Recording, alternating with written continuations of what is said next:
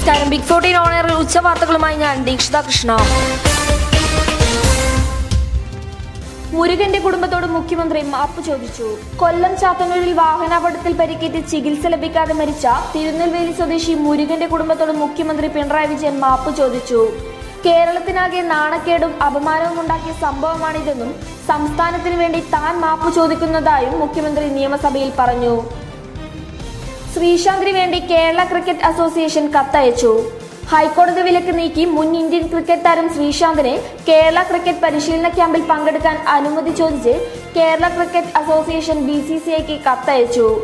Board ഏർപ്പെടുത്തിയ വിലക്ക് ഹൈക്കോടതി നീക്കിയെന്നും നിലവിൽ ശ്രീശാന്തിന് അനുമതി കൊടുക്കുന്നതിന് നിയമപരമായി തടസ്സമില്ലെന്നും KCA കത്തിൽ സൂചിപ്പിക്കുന്നുണ്ട്.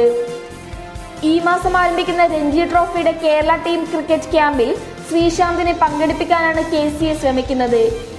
ഇതിനായുള്ള ആദ്യപടിയാണ് KCAയുടെ ഔദ്യോഗിക കത്ത്. KSRTC ജീവനക്കാരുടെ ജോലി സമയം വർദ്ധിപ്പിച്ചു. ഓഫീസർമാരുടെയും മിനിസ്റ്റീരിയൽ ജീവനക്കാരുടെയും ജോലി സമയമാണ് നീട്ടിയത്. അടുത്തയാഴ്ച മുതൽ രാവിലെ 9:30 മുതൽ വൈകിട്ട് 5:30 വരെ 8 മണിക്കൂറാണ് പ്രവൃത്തി സമയം.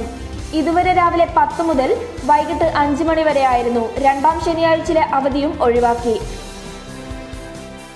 അതിരപ്പള്ളി പദ്ധതി നിർമ്മാണം തുടങ്ങി. പദ്ധതി പ്രദേശത്ത് KSEB ട്രാൻസ്ഫോമർ സ്ഥാപിക്കുകയും വൈദ്യുതി ലൈനുകൾ വലിക്കുകയും ചെയ്തു. അതിരപ്പള്ളി പദ്ധതിയുടെ പ്രാഥമിക പ്രവർത്തനങ്ങൾ തുടങ്ങിയതായി വൈദ്യുതി മന്ത്രി MM മണി കഴിഞ്ഞ ദിവസം നിയമസഭയിൽ വ്യക്തമാക്കിയിരുന്നു.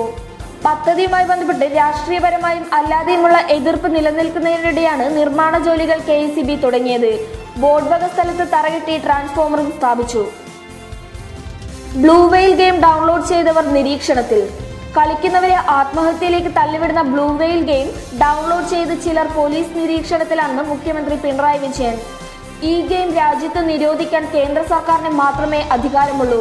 ഇത് നിരോധിക്കണമെന്ന ആവശ്യം സംസ്ഥാന സർക്കാർ ഉന്നയിക്കുമെന്നും മുഖ്യമന്ത്രി നിയമസഭയിൽ പറഞ്ഞു.